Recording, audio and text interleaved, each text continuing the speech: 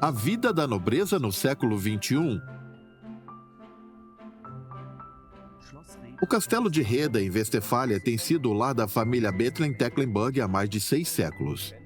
Quando você pesquisa sobre a história da Renânia do Norte-Westfália, você sempre acaba se deparando com o nome da minha família e com sua longa tradição. Não é como os políticos que trabalham por um tempo e depois se aposentam. A princesa tem uma tia famosa, Rosamunde Pilcher. O casal de príncipes. Na dúvida, use Sua Alteza. Suas Altezas, caso eles estejam juntos. A nobreza busca o equilíbrio. Todos se portam com respeito quando falam da nobreza. Essa família de nome ilustre é dona de 5 castelos. Seus títulos são Príncipe e Princesa de Bethlen-Tecklenburg, Conde e Condessa de Tecklenburg e Limburg, Senhores de Reda, Wevelgem, Hoya, Alpen e Helpenstein, e delegados hereditários de colônia. A nobreza da Renânia do Norte-Westfália. Os príncipes Bethlen-Tecklenburg.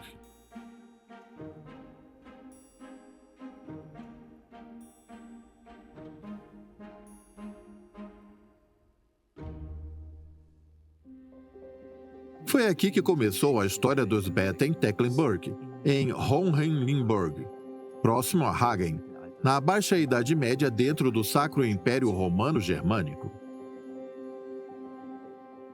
Tudo começou com um assassinato, mais precisamente o assassinato do arcebispo Engelbert de Colônia pelo conde Frederick de Isenberg, em 1225. Foi um acontecimento impactante, pois o arcebispo era o regente imperial. O imperador havia ido a Jerusalém em uma cruzada e designou o arcebispo como o guardião do seu filho e como regente.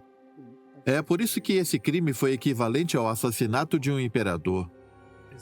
Tudo estava ligado a questões de poder e influência na Renânia e em Westfália. Após Frederick executar o assassinato em público, suas riquezas foram confiscadas. A família perdeu muitas de suas posses. No entanto, ninguém queria que os filhos sofressem pelos crimes do pai. Na Idade Média, não havia tanta sede de vingança assim. Eles não achavam certo que os filhos pagassem pelo que o pai havia feito. Então, o condado de Hohenlimburg foi dado a seu filho, que construiu nele um castelo e passou a ser o conde de Limburg. Com o passar dos séculos, a propriedade foi sendo transmitida a seus herdeiros. No século XVI, uma das herdeiras se casou com o conde de Bethlen. Ele herdou o castelo e o nome de Limburg, que a família principesca carrega até hoje. O castelo Hohenlimburg é o cartão postal da cidade. Eu fiquei terrivelmente assustada com a história da Mão Negra. Eu chorei no estacionamento e disse que não queria entrar porque era algo que me assustava muito. A Mão Negra é uma relíquia mórbida guardada na torre do castelo. Ela pertencia a uma criança e foi cortada pelo carrasco por ela ter batido na mãe. Essa seria a história medieval verdadeira? Ninguém sabe.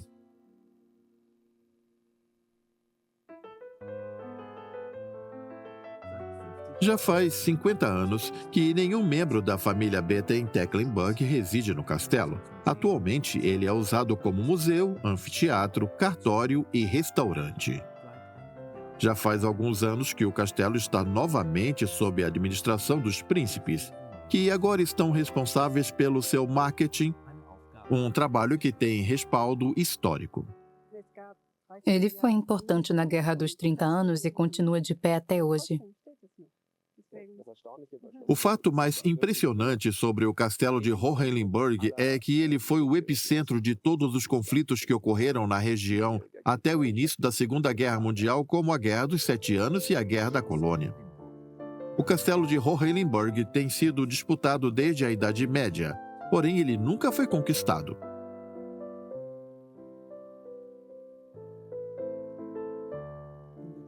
Há um outro ancestral da família que governava 100 quilômetros mais ao norte. O conde Konrad governou o condado de Tecklenburg e ele era conhecido como o Selvagem, pois ele nem sempre seguia os costumes da época na política e era muito inflexível. Ele tinha parentesco com Philipp de Hessen, que foi um dos maiores pilares da reforma protestante na Alemanha, acelerando no país o processo iniciado por Lutero. A reforma protestante também chegou a Reda. A essa altura, os Bethlen-Tecklenburg já governavam a região há quase 300 anos. Eles alcançaram essa posição no século XIII, quando o conde de Tecklenburg se casou com a única filha do senhor dessas terras e aprisionou no castelo um dos seus tios, que acreditava ser o herdeiro legítimo. Até a nobreza precisa lidar com conflitos familiares. Esse prisioneiro era um de seus ancestrais que foi aprisionado por outro de seus ancestrais. Havia alguns desentendimentos dentro da família. Ele ficou preso aqui durante alguns dias. Podemos ver os riscos que ele fez até o momento em que ele decidiu assinar o acordo. As marcações na parede foram descobertas alguns anos atrás durante uma renovação.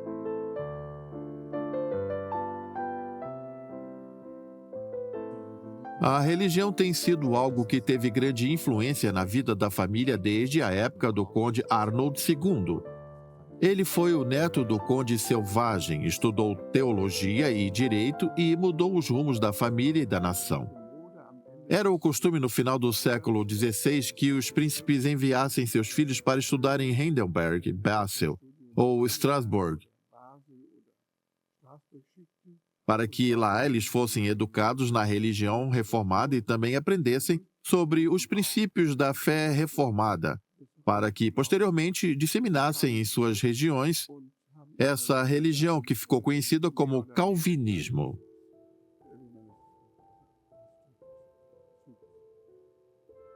Em 1590, o conde Arnold II introduziu pessoalmente o calvinismo em seus domínios. As cruzes e as relíquias foram banidas das igrejas. Esta é uma missa de domingo em 2009, em uma igreja reformada de Hohenlimburg, construída em meados do século XVIII pela família Bethlen-Tecklenburg. O príncipe Maximilian e a princesa Marissa estão ocupando os assentos principescos. A família é patrona de 9 paróquias até os dias atuais. Eles são oficialmente chamados de os Senhores da Igreja. Eles foram os responsáveis pelas reformas e renovações das igrejas até 1948. Hoje, eles ainda possuem direito de voto para decidir os ocupantes dos cargos paroquiais. Para mim, essas duas instituições, a paróquia e a casa principesca, possuem algo em comum devido ao fato de que ambas estão sendo pressionadas a se modernizar. Em outras palavras, tanto esta pequena igreja reformada em Hohenlimburg quanto a casa principesca de Bethlen-Tecklenburg precisam explicar ao povo por que eles ainda precisam existir. Hoje, a paróquia é financiada em grande parte pelos aluguéis dos imóveis doados para a igreja pelo antigo conde em 1750. Segundo Max Weber, a reforma protestante deu origem ao capitalismo. Essa era a forma como eles pensavam na época, e por isso se traduzia em suas ações. Isso significa dizer que as atividades econômicas dos súditos e também da própria família são extremamente importantes. A família Bethlen-Tecklenburg tirava o sustento de suas propriedades. Até 1808, eles ainda recolhiam impostos dos seus súditos. O planejamento familiar também tinha um papel econômico importante. É claro que a história da família Bethlen é extremamente complicada. Tivemos incontáveis casamentos que fizeram com que os domínios da família se expandissem cada vez mais. O casamento é, na realidade, uma ótima forma de se adquirir novos territórios. Com a ascensão de Napoleão, a paz dos condados de Hohenlimburg e Reda teve fim. Após serem inicialmente ocupados pela França, eles acabaram por perder sua independência com a queda do imperador francês. Após isso, os Bethlen-Tecklenburg se tornaram súditos do rei da Prússia. Foi uma situação incômoda para eles, porém eles foram recompensados com a oportunidade de poderem secularizar os monastérios e tomar para si os seus bens. Os monastérios de Hessenbrock e Charolles foram fechados. Os Bethlen-Tecklenburg agora tinham centenas de fazendas, vários castelos e uma enorme fortuna. Antes da secularização, era necessário fazer acordos com os monastérios, pois eles exerciam um certo nível de poder. Isso chegou ao fim com a secularização. O poder na região passou a ser exercido exclusivamente pelos príncipes. Em 1817, Emil Friedrich Karl de Bethlen-Tecklenburg foi nomeado príncipe pelo rei da Prússia. Seus herdeiros se juntaram às mais ilustres famílias protestantes da região. Os Bethlen-Tecklenburg conseguiram até colocar um dos seus na Câmara dos Lordes de Berlim. Mas apesar disso, eles não eram vistos como prussos. Essa questão sempre foi problemática. Ninguém em sã consciência gostaria de ter um relacionamento ruim com a casa dos Hohenzollern. Apesar de toda a riqueza e a vantagem que os condes de Hohenlimburg tinham pela posição que ocupavam, eles nunca perdoaram os Hohenzollern por terem tomado o poder deles.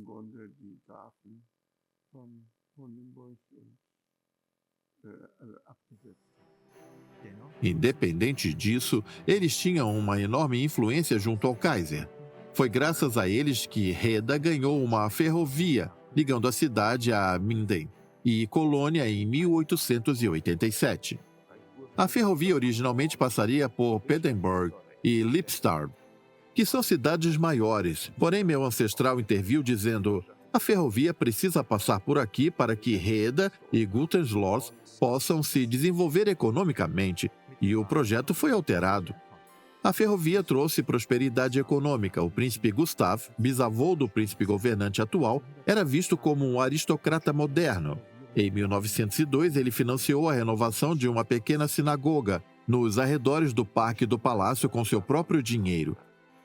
Durante os sábados, o Parque do Castelo era reservado para a utilização exclusiva da comunidade judaica. Meu bisavô também costumava ir à sinagoga usando cartola para assistir às missas. Os Hussardos Imperiais, a guarda de elite de Berlim. Após a morte prematura do pai, Adolf, o avô príncipe Maximilian, tornou-se o quarto príncipe governante de Bethlen-Tecklenburg. Em 1914, ele foi para a Primeira Guerra Mundial como tenente dos Hussardos.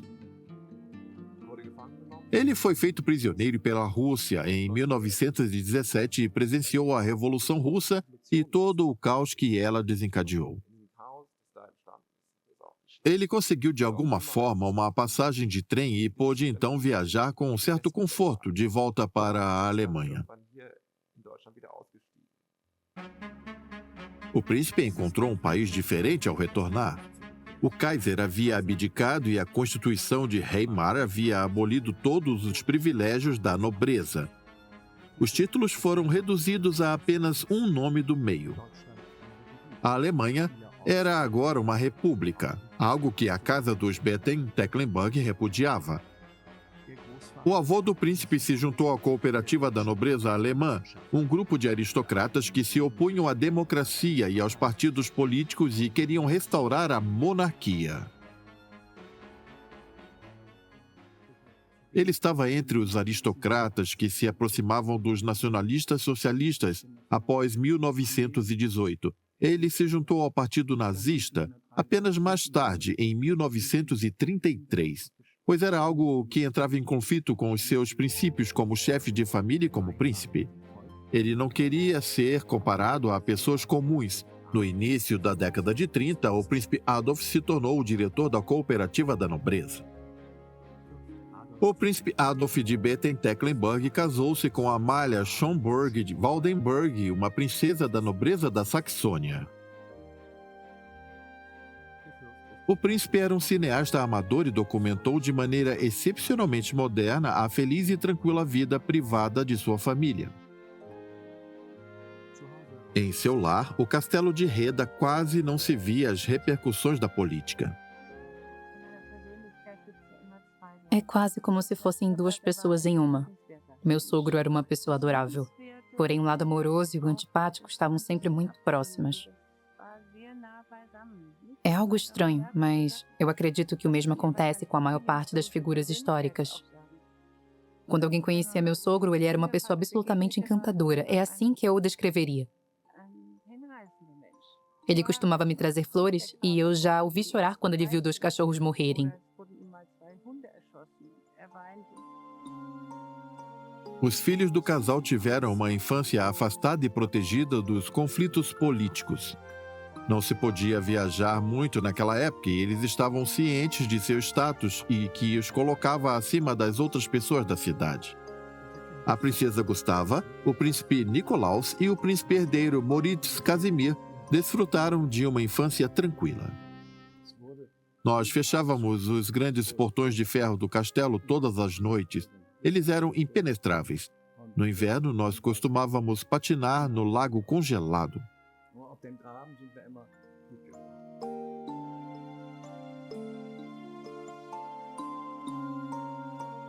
Quando o líder da juventude hitlerista veio, nós tivemos de começar a fazer patrulhas e várias pessoas começaram a entrar e sair daqui.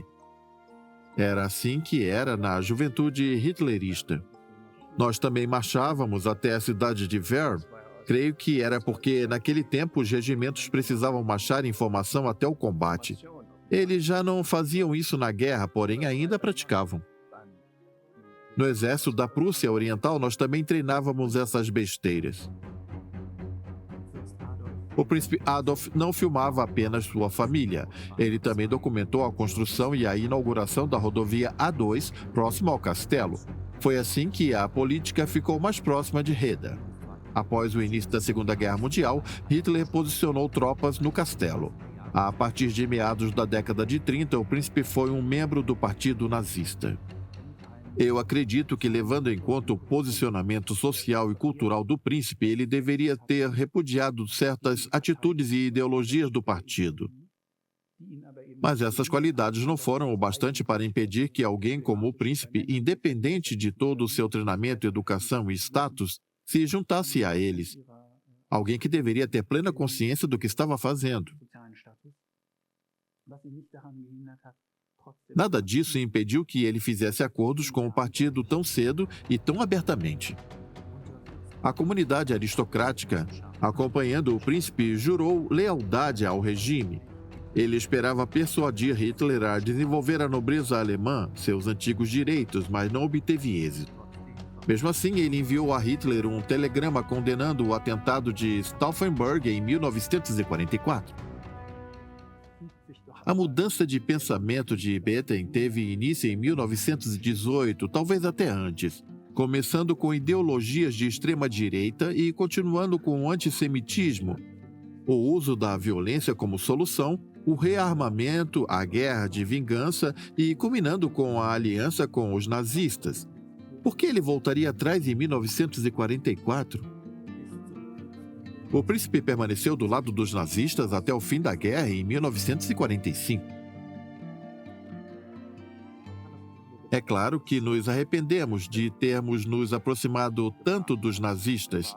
Ele era originalmente um conservador que acabou indo para o lado dos nacionais-socialistas. É uma história triste, como a qual é difícil de se viver, especialmente porque ele era visto como um garoto propaganda do nazismo. O príncipe Adolf continuou sendo o diretor da cooperativa da nobreza até meados da década de 50, porém ele não tinha mais nenhuma influência política. Em 1945, os castelos do Bethlen-Tecklenburg foram ocupados por forças inglesas e estadunidenses. Após a retirada das tropas aliadas, o castelo de Hohenlimburg se tornou o museu da cidade de Hagen, com apresentações teatrais nos jardins e exposições em seu interior.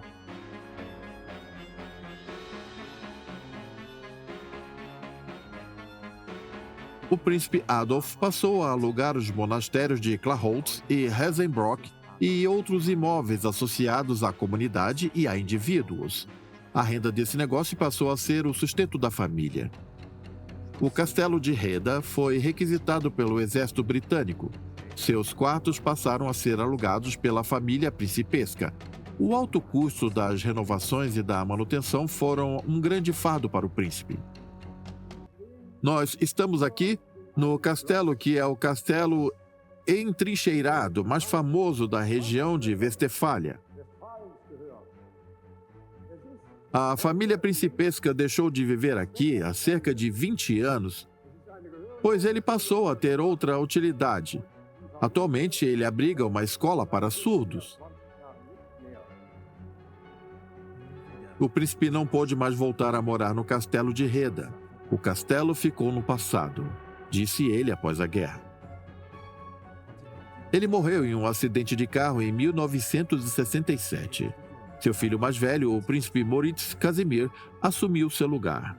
Seria horrível ser o herdeiro. Isso foi o que eu disse para minha mãe logo após meu pai morrer. Graças a Deus, meu irmão era o herdeiro. E ele se saiu muito bem.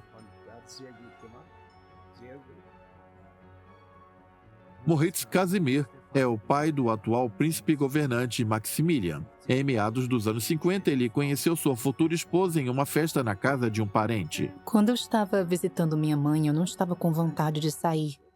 Eu só queria paz e tranquilidade. Eu acabei indo a uma festa de aniversário onde eu conheci um rapaz. Foi aí que tudo começou.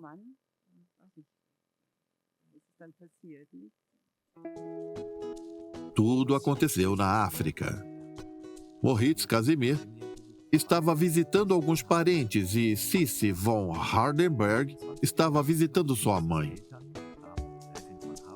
Na década de 20, os pais de Sissi, o conde e a condessa de Hardenberg, compravam uma fazenda na África do Sul. Foi aí que se iniciou uma vida de aventura. Depois de se tornar princesa, Sissi e seus filhos visitaram a África inúmeras vezes. Até hoje eu sinto uma atração por aquele lugar. Os horizontes, as montanhas, tudo. Minha mãe viveu lá por 65 anos e se tornou uma figura lendária na África, ao menos em um raio de 200 quilômetros de onde ela morava. Tanto para os brancos quanto para os negros, ela foi uma grande figura materna.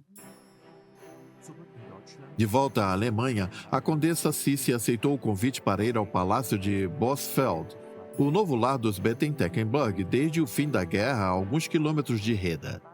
E eu estava novamente em uma residência dos Berthen. Os cães deles eram adoráveis. Meu sogro ficou feliz por eu ter gostado deles, pois ele também os adorava. Na casa deles havia uma mesa enorme com inúmeros bolos. Em um determinado momento, eu parei em frente àquela casa e pensei, eu adoraria viver neste lugar. Era um desejo puro e simples. Logo, ela estaria vivendo lá. Em 1958, o príncipe Moritz Casimir e a princesa Sissi se casaram na capela do castelo de Reda. Porém, eles não viveram em Reda nessa época. O castelo estava sendo alugado. Durante muitos anos, a editora Bertelsmann, na cidade vizinha Gütersloh, usou o castelo como seu centro de distribuição. O jardim havia se tornado um parque municipal. A princesa trabalhava como guia do castelo. Estas aqui são os últimos exemplares de casas de campo de enxaimel que temos aqui. É triste ver que elas estão sumindo da região. Nós lutamos bastante. Não lutamos necessariamente ao lado de um ou outro partido, mas em prol de uma causa. No princípio, eu fui apoiada pelos jovens socialistas. Havia 18 deles. Eles eram bem aguerridos e nós costumávamos participar de debates.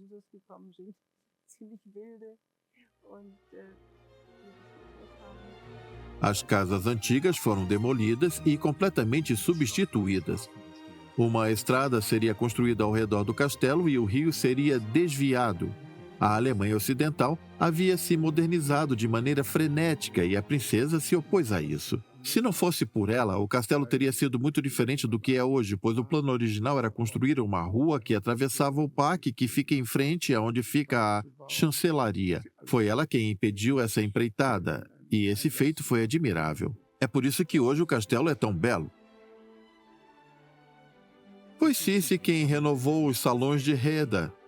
Ela recuperou o antigo papel de parede que foi soterrado por inúmeras camadas de tinta, tornando esse um dos castelos mais bonitos do país. A princesa recebeu o prêmio do Patrimônio Cultural Alemão pelo seu trabalho. Quando minha mãe trabalhava como guia no castelo, nós a acompanhávamos e era como se estivéssemos vendo algo novo. Quando criança, nós tínhamos uma relação distante com Reda, porque nós morávamos a 6 quilômetros de lá.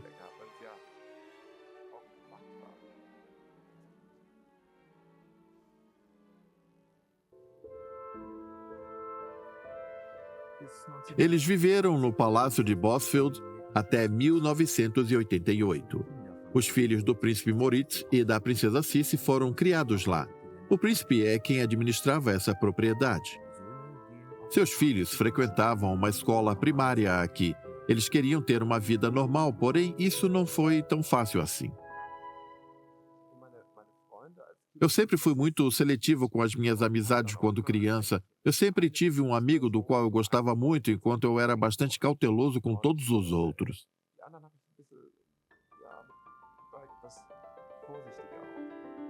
Aos 10 anos, os príncipes Christoph e Maximilian foram enviados para um internato na cidade de Salem, na Alemanha. O diretor era um amigo da família. Christoph era o herdeiro e se tornaria o próximo príncipe de Baden-Tecklenburg. Uma semana após se formar, ele morreu em um acidente. Na época, eu estava fazendo minhas avaliações de graduação na Inglaterra. A morte do meu irmão foi um evento muito traumático, não só para mim, mas para toda a família. Assim como seu avô, Christoph morreu em um acidente de carro. Eu fiquei acordada conversando com Christoph até 1 da manhã na noite anterior. Ele se interessava muito por política e queria estar envolvido nos assuntos que diziam respeito à sua futura posição. Ele perguntava, mamãe, por que eles estão fazendo isso dessa forma?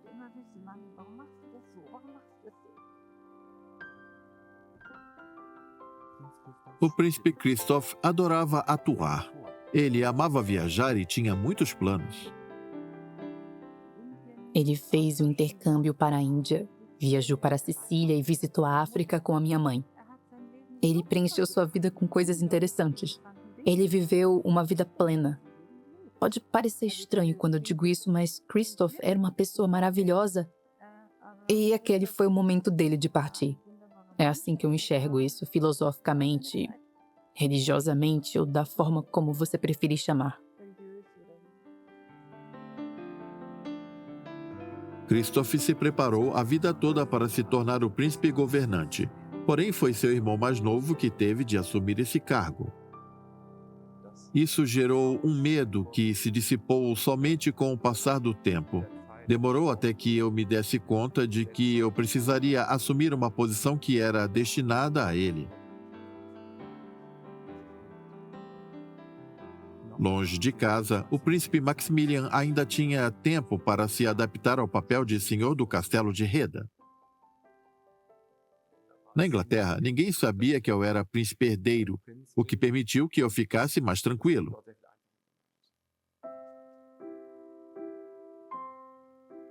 Hoje, a princesa Sissi e o príncipe Moritz Casimir moram próximos ao monastério de Hesenbrock. O príncipe está aposentado por motivos de saúde e a princesa administra uma pequena galeria na cidade já há alguns anos. Ela realiza regularmente exibições com artistas importantes. O príncipe Nikolaus, irmão de Moritz Casimir, também vive e trabalha aqui há anos. Ele é um famoso artista surrealista e morou em Roma por quase 40 anos. É uma vida tranquila, da forma como ele e o irmão sempre amaram. Nós somos os Benten e esse é o costume dos Benten. Nós não saímos muito e gostamos de ficar sozinhos. Ficar recluso é bastante agradável. O príncipe Maximilian graduou-se na Inglaterra e foi estudar em uma universidade renomada. Lá ele se sentiu em casa. Se as circunstâncias fossem outras, talvez ele nunca tivesse voltado. O Max estudou em uma das escolas internas mais exigentes, o Colégio Winchester, que superava até o Colégio Eton. Após isso, ele foi para Cambridge, o sonho de todo inglês. É incomum ver um estrangeiro alcançando esse feito. Ele alcançou uma posição de destaque. Ele não apenas estava bem integrado ao país, como também teve muito sucesso no sistema inglês mesmo sendo estrangeiro. Isso é algo realmente incomum.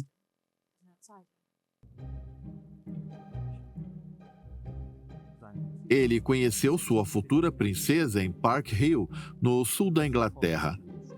A Lady Marissa Forkestill pertence à antiga nobreza inglesa.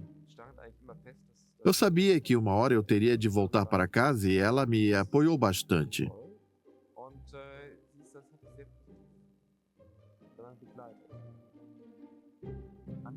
A Lady passou a ocupar um lugar ao lado do príncipe. É uma grande honra continuar essa história e chefiar a família. Você pode pensar nisso como um fardo, mas eu penso nisso como algo positivo. Nós damos continuidade às tradições e eu fico feliz por estar fazendo isso. E em 2001, tivemos um novo casamento no castelo de Rheda. Sir Seymour Fortescue acompanhou sua filha, Lady Marissa, até o altar. A população e as câmeras ficaram do lado de fora.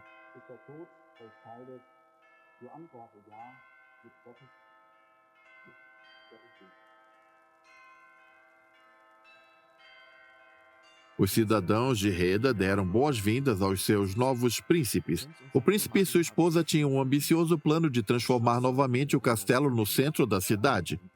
O casal estava pronto para fazer do lar ancestral dos príncipes de Batten-Tecklenburg seu lar.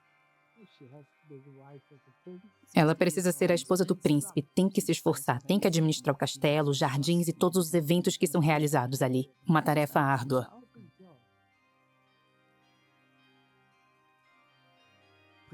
A princesa Marissa estudou teologia e trabalhou na Casa de Leilões Christie's em Londres. Quando conheceu o príncipe Maximilian, ela não falava uma palavra sequer em alemão. Era uma tarefa difícil para qualquer pessoa. O que mais me impressiona é que ela foi bem-sucedida. E não somente isso, mas também que Maxi foi sagaz o bastante para perceber que ela era capaz. Foi realmente impressionante.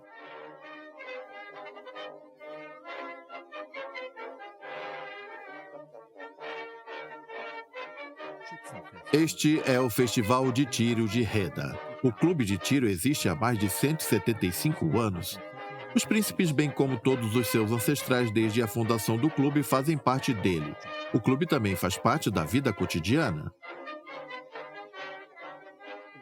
Na nossa região, há empresas muito prósperas. Nós conseguimos prosperar assim como elas porque somos amparados por nossa longa história.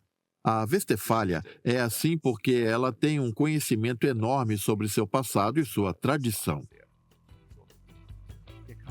O distrito de Guntersloh mudou drasticamente após a guerra. Com suas 20.000 empresas, ele se tornou um grande polo econômico da Renânia do Norte-Westfália.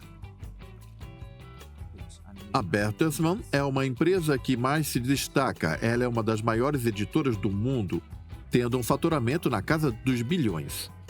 Em 1840, Bertelsmann se tornou a responsável pelas publicações do então Príncipe de Bethlen. Nos arquivos há vários documentos que foram impressos pelo próprio Karl Bertelsmann. A família Batten-Tecklenburg chegou a ser dona de parte da famosa fabricante de móveis Kor, Interlubbeck. A família é uma potência econômica em Rheda. Todos conhecem os príncipes. A família principesca é bem vista pela população da cidade. Elas são muito importantes para nós pela quantidade de prosperidade que possuem aqui. O castelo de Rheda fica no centro da cidade. Hoje em dia, uma grande parcela dele pode ser alugada, mas não comprada. Muitas empresas são sediadas aqui. Nossas raízes estão aqui. Se nós fizéssemos como muitos que já fizeram e vendêssemos todas as nossas propriedades, nós certamente conseguiríamos muito dinheiro. Os Benten-Tecklenburg são grandes donos de terras. A riqueza deles está na silvicultura e também na agricultura. As suas propriedades na região, algumas pertencentes a famílias há séculos, são alugadas por eles. Mesmo que o poder ainda não exista, ainda há a responsabilidade e as propriedades. Tudo isso está sendo administrado da maneira correta. A riqueza deles não diminuiu nessas últimas décadas, ela cresceu.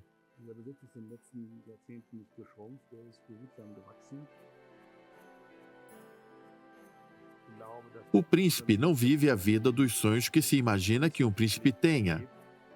Ele vive no aqui e no agora, com os seus deveres cotidianos. Ele não seria capaz de fazer seu trabalho se estivesse constantemente distraído com o fato de ser um príncipe. O príncipe descreve a si mesmo como um empresário. Ele quer transformar o castelo novamente em um centro cultural e espiritual da região. O distrito de Gütersloh é conhecido como uma região com uma economia forte. Porém, nós veremos outros fatores ganhando a importância no distrito e a casa principesca é um desses fatores. O príncipe e a princesa são um fator benéfico. Como patrono da igreja e presidente da Cruz Vermelha, o príncipe tem realizado trabalho voluntário. Quando o hospital local estava prestes a fechar, a família foi às ruas protestar.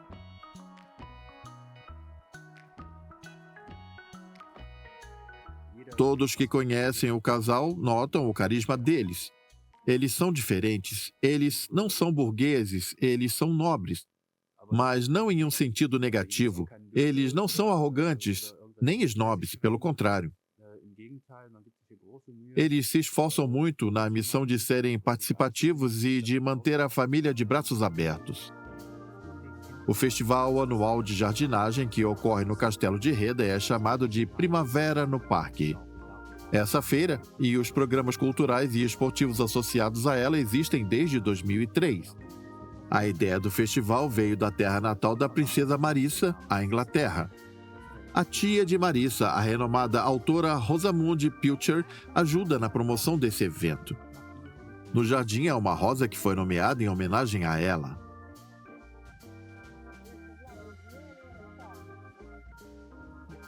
Aqui eles transformam sua fama e história em uma fonte de renda. Espero que eles tenham sucesso em criar uma atração para os visitantes e turistas de Reda.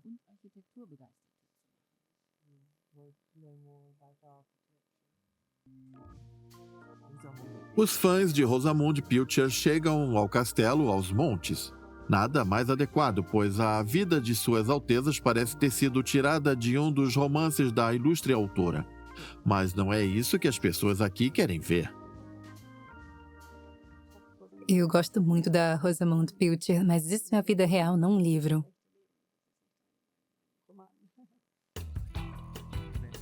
É uma vida real e também uma de muitos privilégios.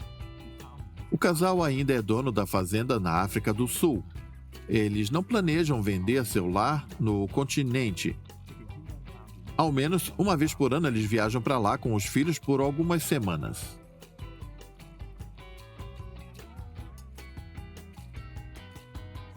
É muito bom poder estar com todos lá, incluindo os funcionários.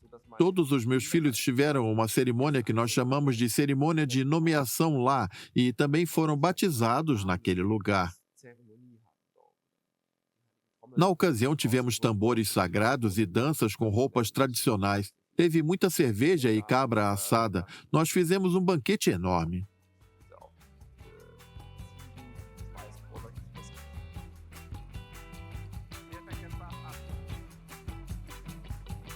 O príncipe Moritz é o filho mais velho de Maximilian e Marissa, e ele tem mais duas irmãs.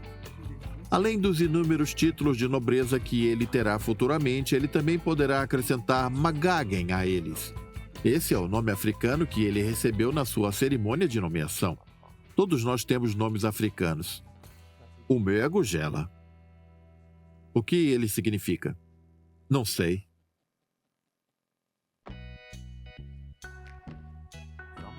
É o verão de 2009 e o príncipe saiu para caçar. Para ele, essas são férias perto de casa. Essa é uma de suas grandes paixões. Gaspar Gertenrich trabalha para a família desde 1961. Ele conhece tudo sobre a família principesca. A primeira coisa que me perguntam é como é. Eu digo que é normal. Isso é tudo.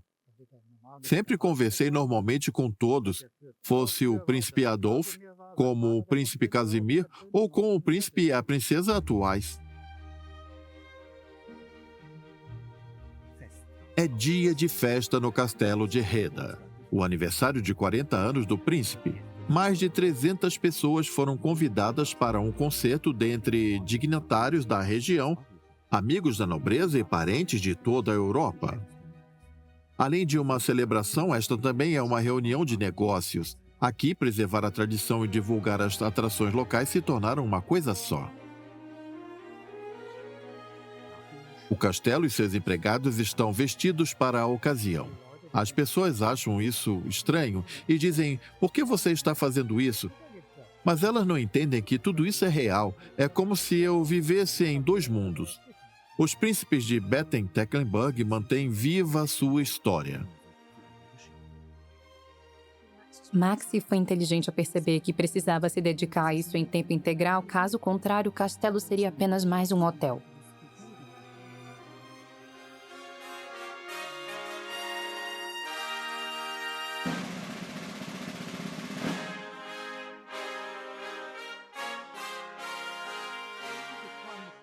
É maravilhoso ver que a história está lá para as pessoas que querem aprender sobre ela.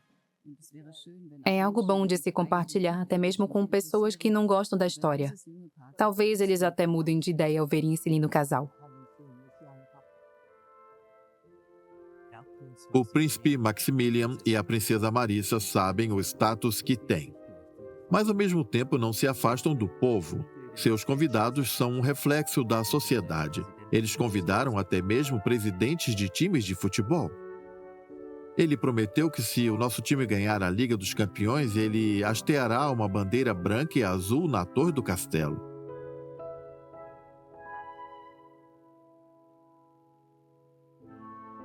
A casa de Baden-Tecklenburg atingiu um equilíbrio perfeito entre a tradição e a modernidade. Os visitantes sentiram como se tivessem voltado no tempo. Talvez parte do sucesso seja devido a isso.